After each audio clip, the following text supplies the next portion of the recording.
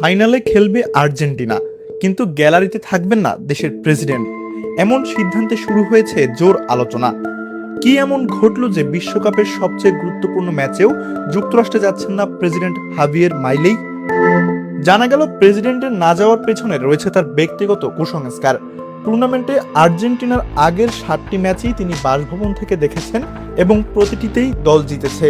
সেই সৌভাগ্যের ধারা বজায় রাখতে এবারও একই জায়গা থেকে খেলা দেখবেন। এমনকি ঠান্ডার মধ্যেও তিনি আগের ম্যাচগুলোর মতোই একেবারে জ্যাকেটও পরবেন। বুয়েন্স আইরেসের স্থানীয় রেডিও স্টেশন এল অবজারভাদরকে দেওয়া এক সাক্ষাৎকারে মাইলেইকে জিজ্ঞাসা করা হয়, তিনি কি যুক্তরাষ্ট্রের প্রেসিডেন্ট ডোনাল্ড ট্রাম্প ও ফিফা সভাপতি জিয়ান্নি ইনফান্তিনোর সঙ্গে নিউ জার্সিতে ফাইনাল দেখতে যাবেন? জবাবে তিনি স্পষ্টভাবে বলেন, কোনোভাবেই না। পরে তিনি জানান, সুইজারল্যান্ডের বিপক্ষে ম্যাচে একবার জ্যাকেট খুলতেই আর্জেন্টিনা গোল খেয়েছিল, এরপর আবার জ্যাকেট পরে তা আর খোলেননি।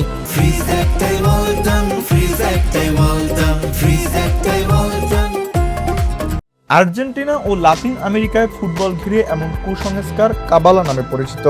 অনেক সমর্থক প্রতিটি ম্যাচে একই পোশাক পরেন, একই জায়গায় বসে খেলা দেখেন, এমনকি জার্সি ধোয়া থেকেও বিরত থাকেন।